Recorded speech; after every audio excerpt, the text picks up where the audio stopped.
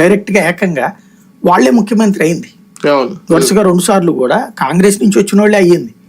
లేదు అస్సాం హిమంత్ బిశ్వా శర్మ ఎవరు కాంగ్రెస్ నుంచి వచ్చిన వాళ్ళు. పార్టీకి మన పార్టీకి లాయల్ గా ఉన్నారా లేదా అని చూస్తున్నారు. ఇంటర్నల్ గా అవతల వాళ్ళతో కాంటాక్ట్స్ వాళ్ళేం తప్పు పట్టట్లా. అంటే తెలుగుదేశంతో టచ్ లో ఉండటం తప్పని అనుకోవట్లేదు. కాబట్టి అట్లా టచ్ లో ఉండటం ద్వారా ఇంకా మనకి ప్రయోజనమే కదా అని ఆలోచిస్తున్న జాతి నాయకత్వం. ఎందుకంటే ఇప్పుడు వాళ్ళందరూ ఆ టచ్ లో ఉండబట్టినే వాళ్ళ పొత్తు కుదిరేది, లేకపోతే కుదిరేది కాదు కదా. ఇండివిజువల్ గా అయితే 1 సీటు సాధించేది కాదు కదా.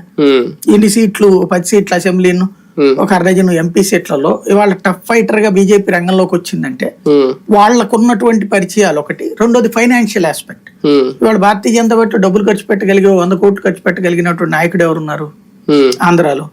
ఇప్పుడు సుజనా చౌదరి అయినా సీఎం రమేష్ అయినా 100 కోట్లు అలవోగ్గా ఖర్చు పెట్టగలరు కదా.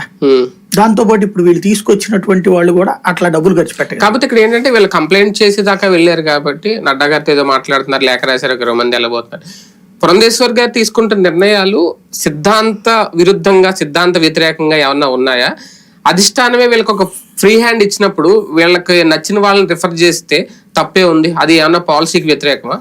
అంటే బేసిక్ గా వీళ్ళు ఈవిడ చేసింది ఏం లేదు అందులో. అధినాయకత్వమే ఆల్రెడీ అందరిని కూర్చోబెట్టి కసరత్తు చేసిందే కదా. అవును, ఆవిడ పురంధేశ్వరిని అనవసరంగా ఆడిపోసుకుంటున్నారు కానీ పురంధేశ్వరి చేసింది ఏం కాదు. ఇందులో చంద్రబాబు చేశారు అంతే. ఆవిడని అసలు పిలవలేదు కదా. ఇప్పుడు మొన్నటి జరిగింది ఢిల్లీలో,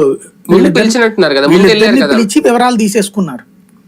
175 నియోజకవర్గాలు 3 పేర్లు ఇమ్మన్నారు. అందులో బలమైన ఏంటో లిస్ట్ ఇమ్మన్నారు. ఆ బలమైన 20 అసెంబ్లీ స్థానాలును 12 పార్లమెంట్ స్థానాలు ఇచ్చారు. వాళ్ళు అడిగింది 8 పార్లమెంట్ స్థానాలును 20 అసెంబ్లీ స్థానాలు ఇమ్మన్నారు.